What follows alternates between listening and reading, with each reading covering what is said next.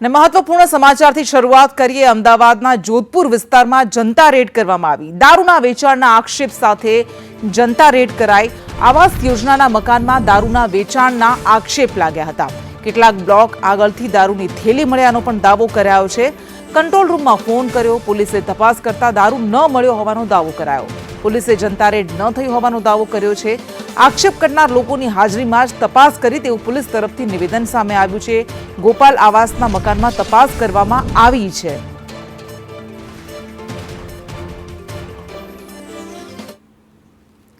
તો એક તરફ લોકો કહી રહ્યા છે કે અહીંયા દારૂ વેચાતો હતો, તેઓ દારૂ સુધી પહોંચી ગયા હતા, અને બીજી બાજુ પોલીસ તરફથી કહેવામાં આવી રહ્યું છે કે અમે તપાસ કરી છે પરંતુ કોઈ દારૂ નથી મળ્યો અને જનતા રેડ પણ નથી કરાઈ, એવી પોલીસ તરફથી દાવો કરવામાં આવી રહ્યો છે।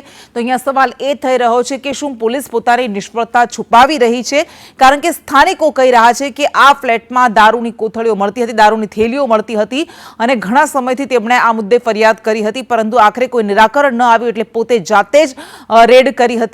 પરંતુ પોલીસ તરફથી કહેવામાં આવી રહ્યું છે કે તપાસ કરવામાં આવી પરંતુ અહીંયા દારૂ નથી વેચાતો। તો સવાલ એ થાય કે દારૂની હાટડીઓ ધમધમે છે ત્યારે પોલીસ અહીંયા શું કરી રહી છે? કેમ પોલીસે જે કામ કરવાનું હોય એ કામ લોકોએ પોતાના હાથમાં લેવું પડે છે? જનતા રેડ પાડવા નીકળે ત્યારે પોલીસ શું કરતી હતી, ત્યાં સુધી પોલીસ શું કરતી હતી, અને આખરે પોલીસ પોતાની નિષ્ફળતા છુપાવવા માટે શું લીપાપોતી કરી રહી છે? પાણીના ડ્રેનેજ કનેક્શનને લાઈનને લઈને અનેક રજૂઆતો સ્થાનિકો કરતા હોય છે। જોકે આ નિરાકરણ તો આવતું નથી અને જ્યારે વ્યવસ્થા કરવાની વાત આવે છે જેમાં અલગ અલગ કારણો આપવામાં આવે છે અને આખરે જનતા પીસાય છે। જોકે ગઈકાલે આવી જ રીતે જનતા રેડ જોધપુર 4 રસ્તા પાસે કરવામાં આવી હતી, સ્થાનિકોએ જ કરી હતી। એમની સાથે જ વાત કરીએ, શા માટે જનતા રેડ કરવાની ફરજ પડી હતી અને કેટલી રજૂઆતો કરી છે, આખરે કારણ શું હતું? કોઈ એવું કહે છે કે દારૂને લઈને કરવામાં આવી હતી, કોઈ કહે છે ડ્રેનેજ લાઈનને લઈને કરવામાં આવી હતી। રેડ કરવાનું મેઇન કારણ એ જ હતું મેડમ કે જ્યારે બી અહીંયા નાના મોટા પ્રોબ્લેમો થાય છે ત્યારે કોર્પોરેશન કોઈ વાત અમારી સાંભળતું નહોતું। સર અહીંયા ગંદકી એટલી હાલમાં બી વગર વરસાદે એટલી ગંદકી થયેલી પડી છે, પીવાના પાણીની લોકોને સમસ્યા છે, ત્યાં પીવાના પાણીની આજુબાજુમાં ગંદકી થાય છે, નાના બાળકો મચ્છરોનો ઉપદ્રવ એટલો બધો હતો કે જેની કોઈ મર્યાદા નથી। એના લીધે દરેકને બીમારીનો ડર હતો, બરાબર। અમે જઈને અમારા ત્યાં સોસાયટીના માણસોને વાત કરી, જે લોકો અને સ્થાનિક રીતે સાર સંભાળ રાખે છે, તો એમનો અમને કોઈ જવાબ વ્યવસ્થિત મળ્યો ને ઉડવ જવાબ મળ્યો હતો। એના પછી અમે કોર્પોરેટરને બોલાવવાની વાત કરી, કોર્પોરેટરને બોલાવીને અમે જાણ કરી કે આ રીતના થયું છે, બરાબર છે। તો કે આ જે ગટર લાઈનો ભરાઈ છે, આ થયા છે, તમારા કે પોતાના કપડાં ફેંકવાથી, દારૂની થેલીઓ ફેંકવા થાય છે, એટલે દારૂ ખુલ્લેઆમ બધાની જાહેર જનતાની વચ્ચે વેચાય છે, બધાને ખબર છે, પોલીસ પણ એમાં ભરણ લે છે અને પબ્લિકને હેરાન કરવામાં આવે છે। સ્થાનિક પબ્લિક કોઈ પણ જાતની વાતચીત કરતા કે પોલીસને જાણ કરતા ડરે છે, બરાબર છે। એમને આખરે જનતાએ મેદાને ઉતરવું પડ્યું, જનતાએ મેદાને ઉતરવું પડ્યું કે જ્યારે દરેકના ઉપર આફત આવી ત્યારે બધા ભેગા થઈને ભાઈ જનતા રેડ કરી અને એનું સમાધાન લાવવા માટે પોલીસને કોર્પોરેટરને વાત કરી છે। હવે જોઈએ છે કે એના માટે પ્રશાસન કેટલી કાર્યવાહી કરે છે અને એની પાછળ શું રિઝલ્ટ મળે છે। આ પ્રકારે કેટલી હાલાકી પડે છે, એક તો ગંદકી અને એમાં પણ આવી રીતે જ્યારે અસામાજિક તત્વો હોય, આવા દારૂનું વેચાણ થતું હોય તો રહેવું પણ કેટલું મુશ્કેલ છે। મુશ્કેલ પડે છે, બહુ મુશ્કેલી પડે છે। એનું કારણ છે કે મેડમ અમારે જે પીવાનું પાણી છે ને, જે નીચે કોમન ટાંકીઓ બનાવેલી છે ત્યાંથી જ ભરાવાનું, ત્યાં તમે રૂબરૂ જઈને જોઈ શકો છો કે ત્યાં કેટલી ગંદકી છે, પગ મૂકવો મુશ્કેલ પડે છે, પીવાનું પાણી ભરવાની તકલીફ હોય છે। કાલે તમે ગયા તો ત્યાં શું જોવા મળ્યું? ત્યાં બધી રીતની તકલીફો જોવા મળી હતી। ડ્રેનેજ લાઇનનું પાણી બહાર નીકળવું, ગટરો ભરાવી, પાણીની સમસ્યા, દારૂની સમસ્યા, આજુબાજુમાં પબ્લિકમાં જે રોડ ગટર લાઈન ખોદી નાખેલી છે, ખોદીને જે એને રિપેરિંગ કામ કરીને ત્યાં મોટા મોટા ખાડા પડેલા છે। સવારે કોઈને બાળકોને મૂકવા જવું હોય સ્કૂલે, સવારે કામે જવું, પોતાનું વ્હીકલ લઈને નીકળવું તો દરેકને પાણીનો વરસાદ ભરે રહે ત્યારે અંદર પડી જવાની ભયનો માહોલ રહે છે, બીક રહે છે, દરેક પ્રકારની અહીંયા સમસ્યાઓ જોવા મળે છે। એટલે આવી સમસ્યાઓના કારણે કેટલું હેરાનગતિ, હવે પ્રશાસનથી કંટાળીને શું કહીશું? હવે અમે તો પ્રશાસનને રજૂઆત કરી હતી, બરાબર છે, પણ પ્રશાસન આની પાછળ એક્શન નહીં લે તો જનતા રેડ બધી જગ્યાએ થશે। જરૂર, એટલે જે હાલાકી ભોગવી રહી છે જનતા છેલ્લા ઘણા સમયથી, જ્યારે ડ્રેનેજની લાઈન હોય, જ્યારે રજૂઆત કરવામાં આવે છે ત્યારે દારૂના કોથળીઓ અંદર જઈ રહી છે ડ્રેનેજમાં, એના કારણે હેરાન થાય છે, આવા ઉડાવ જવાબ આપવામાં આવે છે। જોકે આ તમામ જે અસામાજિક તત્વોનો પણ ત્રાસ છે, બીજી તરફ આવી જ પ્રકારની સમસ્યાથી અમદાવાદની આ જોધપુરના આવાસ યોજનાના તમામ જે રહીશો છે તે પીડાઈ રહ્યા છે। કેમેરામેન મનીષ વાણિયા સાથે દિવ્યા ચૌહાણ, સંદેશ ન્યૂઝ, અમદાવાદ। તો લોકો ત્રસ્ત થઈ ગયા છે, અનેક સમસ્યાઓ છે, અનેક પરેશાનીઓ છે। 10 દિવસથી પાણીનું કનેક્શન કાપી નાખેલું હતું. પછી અમારા ઘરના અને બધા બ્લોકના આજુબાજુમાંથી પાણી ભરી લાવતા હતા.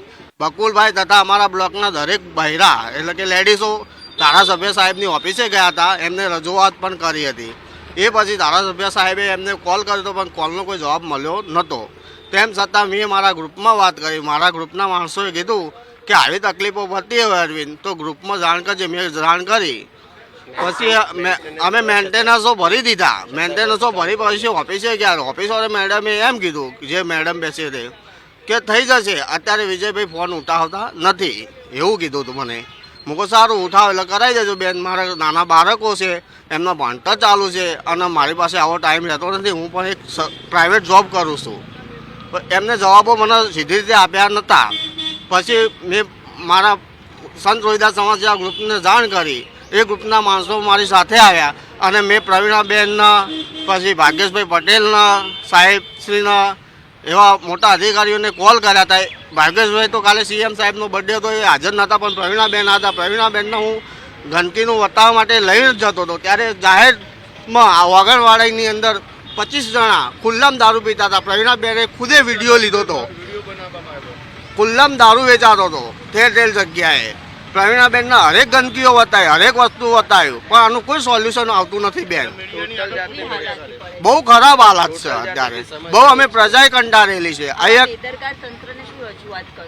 બેદરકારીની તંત્ર એ કે બેદરકારી હોવાની કે પહેલાં તો અહીંયા સિક્યોરિટી ચેરમેન જે હોય એ કોઈ ધ્યાન ના લે. ચેરમેન હોય, ચેરમેન એક્શન લેતો જ આ બધું બંધ થાય. ચેરમેનને સત્તા છે.